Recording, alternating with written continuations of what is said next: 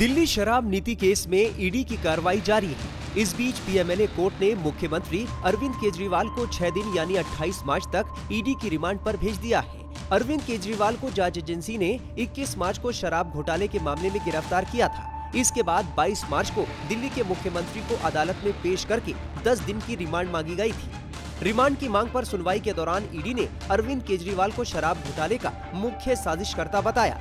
Additional solicitor general ने कहा कि नई आबकारी नीति मामले में केजरीवाल मुख्य साजिश में शामिल रहे हैं। ईडी ने कहा कि आबकारी नीति में फायदा लेने के बदले रिश्वत मांगी गई और ऐसा न करने पर नियम बदलने की बात कही गई। Additional solicitor general SV Raju ने कहा कि 100 करोड़ की रिश्वत देकर दक्षिण लॉबी को करीब 552 से 600 करोड़ का फायदा हुआ।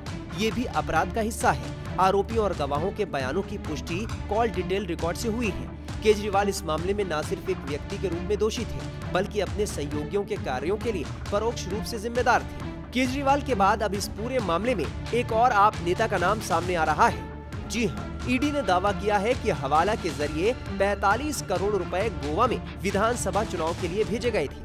गोवा चुनाव के दौरान आपकी चुनाव प्रचार संबंधी गतिविधियों में शामिल विभिन्न लोगों के बयान भी दर्ज किए गए हैं। ईडी ने कहा है कि चुनाव अभियान से संबंधित इन व्यक्तियों और गतिविधियों का प्रबंधन आपके पूर्व संचार प्रभारी विजय नायर और आप विधायक दुर्गेश पाठक की ओर से किया गया था।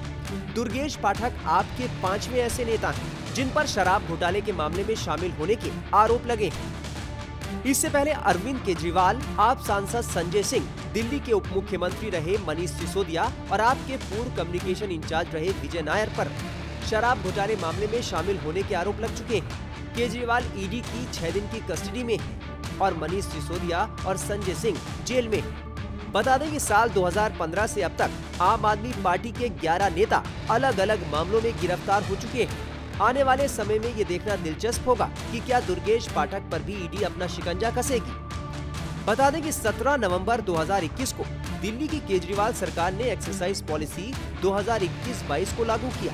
नई पॉलिसी के तहत शराब कारोबार से सरकार बाहर आ गई और पूरी दुकानें निजी हाथों में चली गई। दिल्ली सरकार का दावा था कि नई शराब नीति से माफिया राज खत्म होगा और सरकार के रेवेन्यू में बढ़ोतरी होगी। हालांकि ये नीति शुरू से ही विवादों में रही और जब बवाल ज्यादा बढ़ गया तो 28 जुलाई 2022 को सरकार ने इसे रद्द कर दिया था।